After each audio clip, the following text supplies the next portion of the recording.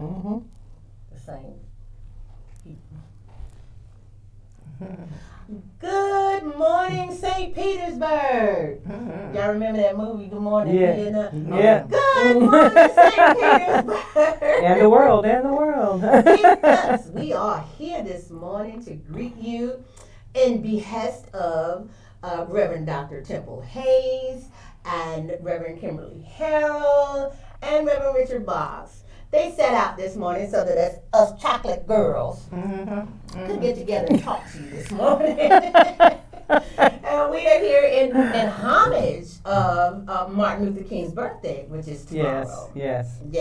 And today we have some exciting things for you during the service to honor him. And Reverend Christy Hardwick, she's coming with something very, very special. And actually, she has something this afternoon. I do. Yeah. I have a workshop. It's called Get Proximate. A lot of people were asking about what's this Get Proximate thing, you know? And it's actually an expression that Brian Stevenson, who founded the Equal Justice Institute in Alabama, made famous by saying to people that if you see something troubling you, if you see people suffering in something, get proximate, get close to it, find out exactly what's happening there. Doesn't mean you accept it as something that has to stay the way it is, but you get close enough to it so you have an understanding of it. And so he was a Harvard-trained lawyer. Wow. And he said to his parents, I'm not taking any of those offers from all these East Coast big law firms. Instead, I'm going to go to Alabama and I'm going to help prisoners on death row. Wow. So you can imagine how his parents responded to that initially. But he said to himself, you know, when I look at the justice system, I want to get close in on where is something where there's some real suffering that I can personally help with. And to this day, there are hundreds of people who've been released because they were erroneously on death row in the first place, released to their families. So imagine the ripple effect of those hundreds of people and all the families who got to have their person back. You know, their father, their brother, back awesome. into their lives. So that Get Proximate thing it stuck with me. I read it in his book, Just Mercy. They repeated in the movie, but then I got to see him in person when I was in Alabama last year. And he said it again, and he said it with conviction and passion. And then I went and saw what he built there. And so it's been really important to me since then. So I called my workshop this afternoon, Get Proximate. Yes, that is so awesome. That's That is exciting. awesome. She, Reverend Christy also was a part of the new one. I want to ask you, what movie? You mentioned a movie. What movie was it? Just Mercy. Just Mercy. Okay, gotta go see that. But she was a part of the recent celebration or reenactment of the Selma March. Yes. My pumps wouldn't let me go, but she went. How was that experience, though? Yeah. So I was looking to see if you were looking at Rebecca and she wanted to say something about that. No, I wasn't there. Yeah. In spirit you were. In spirit, yes. Yeah. So, you know, they did such a beautiful job of showing us where everything was.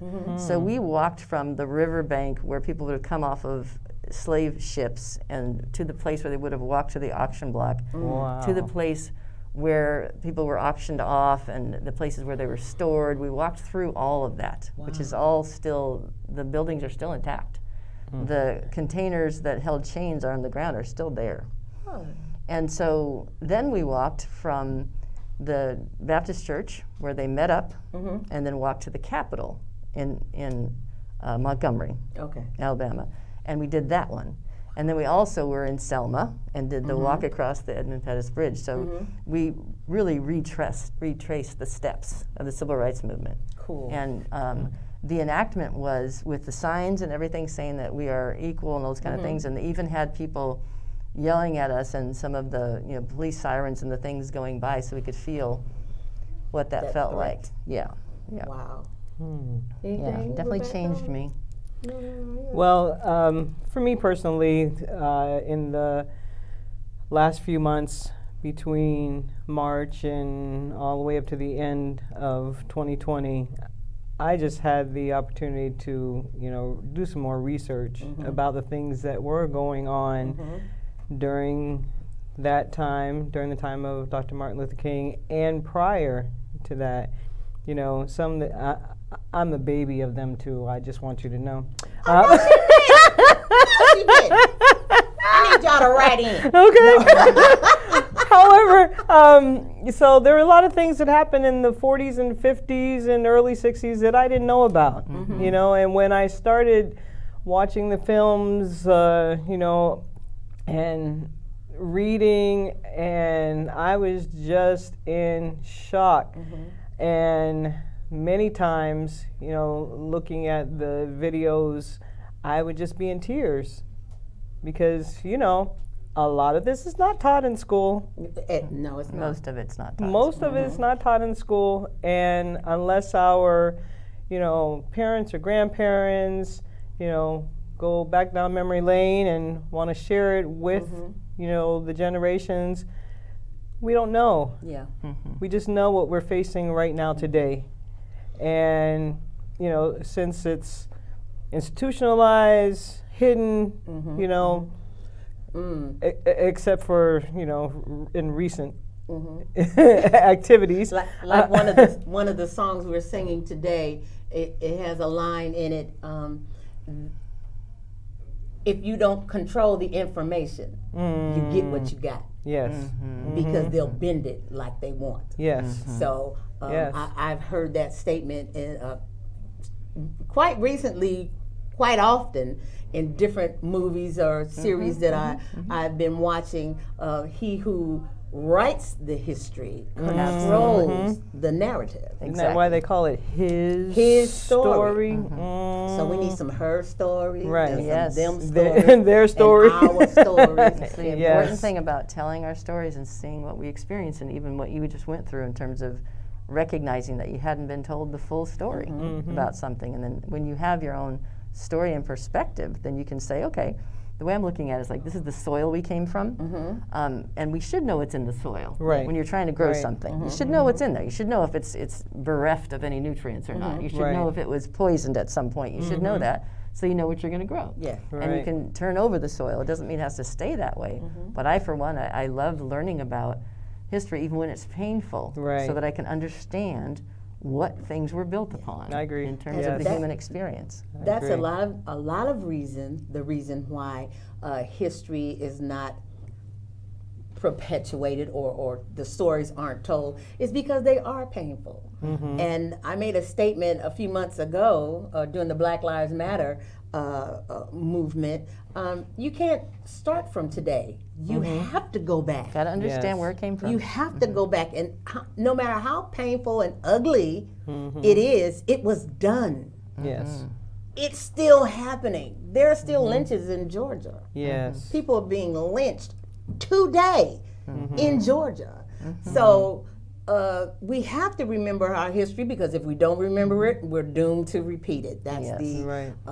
that's the phrase that goes along with that. So it's important. Even in the Bible, it says they passed the stories down Right, in the exactly. Jewish community and in some other religious communities.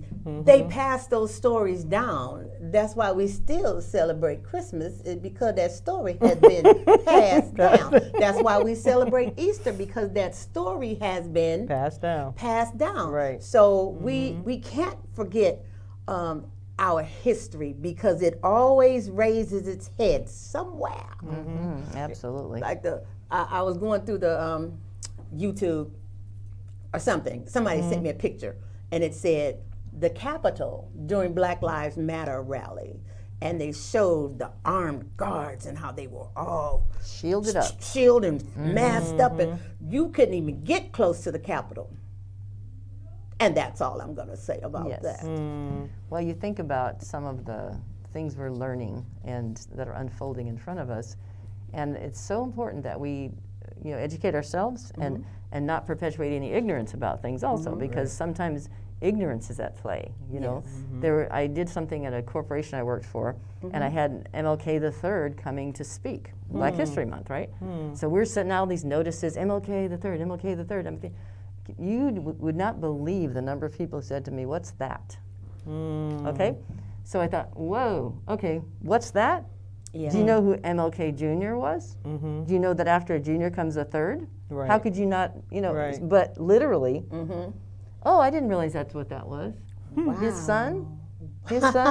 So, but this was a corporation, of 11,000 employees, and of course there were people of color, but the ignorance that literally would allow someone to say, "What is that?" Right. On Black History Month. Right. But I would say, this is pre-Google. Google hadn't happened yet.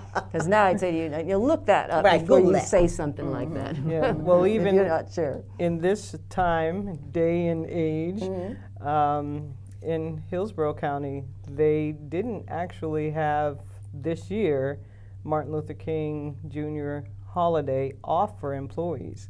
And then they had to retract and send a, apology email that is something that is recognized.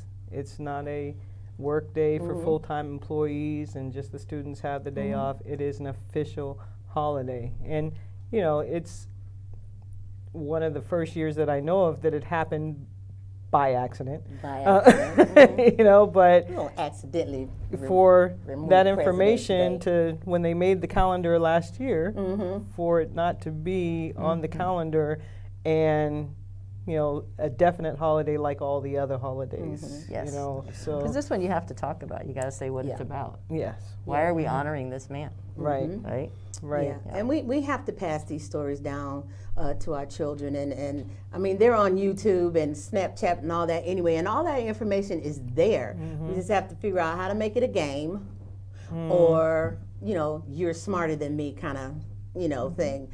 But we have to. It hasn't been enough time gone by for a generation to say, who was that? Right. Right.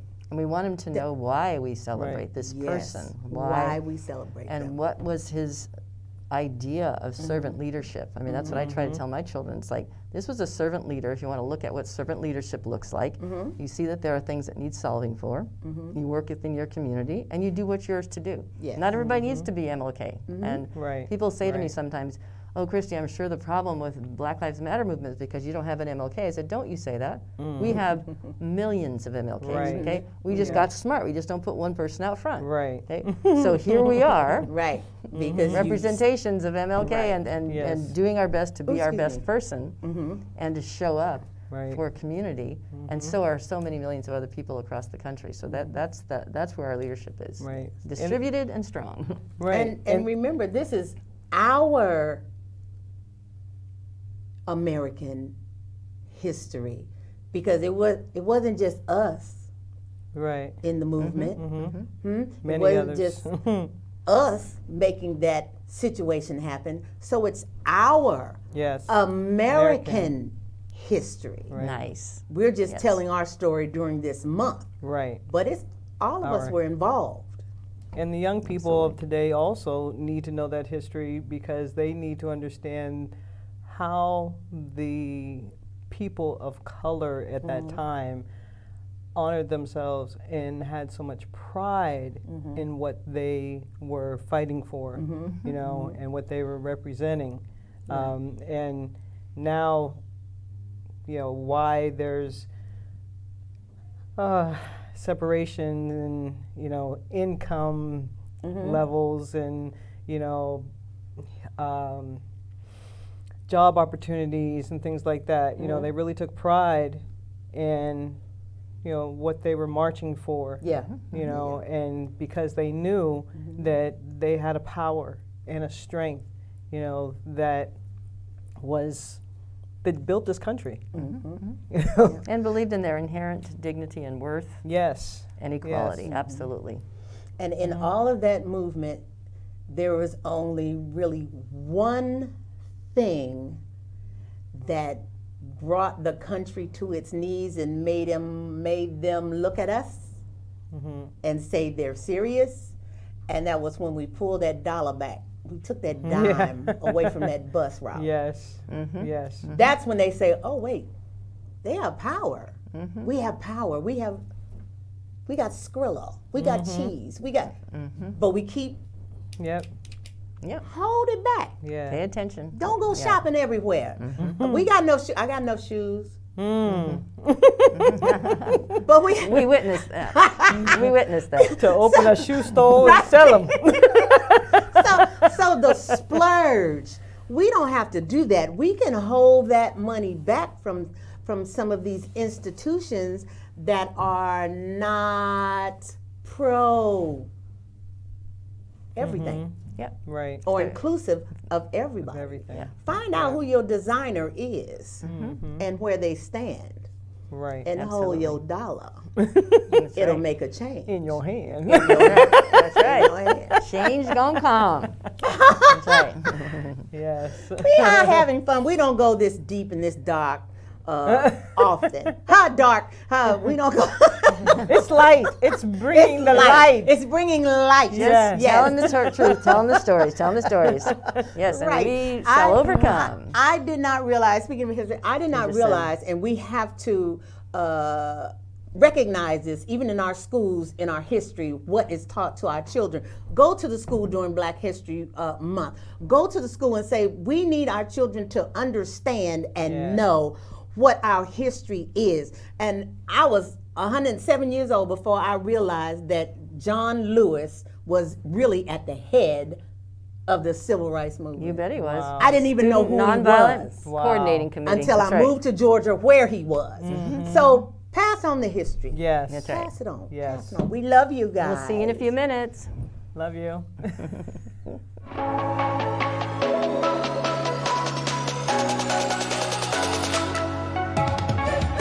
Keeps on lifting me, keep on lifting me higher. There's the giving of love, and there's often the act of giving a love also through financial support. You love your spiritual community and you show it in a myriad of ways. One of the top ways to support your spiritual campus during the time when our doors are closed but our hearts are open, we continue our operations through your continued financial support and love offerings. And the easiest way to do that is using text to give, and we are forever grateful for your support.